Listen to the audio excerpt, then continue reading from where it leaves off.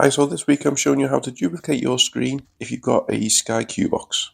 So I used to have a Magic Eye, so what I was watching on the main screen, I could also watch it on another screen, but that facility is no longer available as they want you to pay for multi-screen. So this is the best option I've found so far without needing to install any extra wires or cabling. So first up, we've got these HDMI wireless senders. So these send a HDMI signal over Wi-Fi. I've never used them before, so it's going to be a learning curve. You also need a HDMI splitter. So not a HDMI switch, a HDMI splitter, and it also needs to block HDCP, otherwise they won't work. So this is the setup we're going with. So we've got the Skybox in the main room, HDMI to the HDMI splitter. Then one side of the splitter goes straight to the main TV. The other side of the splitter has the HDMI wireless sender, and the other HDMI wireless receiver is in the second TV in the bedroom. So we'll get the Sky Q box out, and as you can see, there's not a lot of connections on the back of it, so you don't really have a lot of choice. So we've got HDMI and the USB, which we'll be using. So we'll just disconnect the HDMI, which is connected to the current TV. So I'm going to plug in this HDMI lead, and then this will be connected into the output of the HDMI splitter, which also needs to be powered. So we plug that in there. Now we can re-plug in the main TV into one side, so we should be able to get a signal coming up on the TV. As I said, it is powered, so I've got this 5-watt power plug that I'm going to plug it into, and we get a red dot, so it's powered on. So we plug that in, give it power, and we'll have a look on the screen. So we're outputting onto one screen, so it's working half.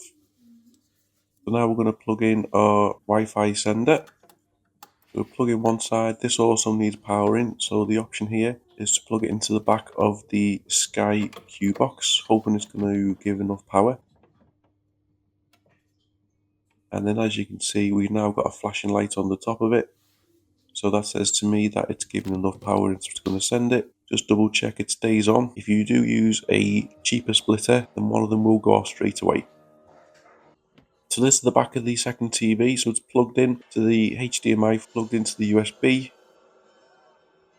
We then get this signal saying it's trying to track. I just leave it for a couple of minutes or a couple of seconds, blue screen, and then it goes on. Apologies for the brightness, but as you can see, I'm playing the Truman Show that was playing downstairs. And then that's it, simple and easy. The remote control works perfect because it's Bluetooth. You can use it upstairs and downstairs, and I can change the channel. I'll link everything that I purchased from Amazon in the description. I thought of the option of putting a USB hub into the back of the Sky Q box. I'm not sure whether the Sky Q box is powerful enough to do it, so it's just a bit of trial and error. Because I've got two devices that are powered from USB, I thought I'd see if I can get them both going through the box. So first in, we'll plug in the USB hub, which is a decent brand, and then we'll plug in the HDMI Wi-Fi, and the light's coming on, which is always good. We'll get the lead out of the HDMI splitter, and then plug that in, and we get a red light on that as well, so it's showing its power in both of them. So hopefully it works fine.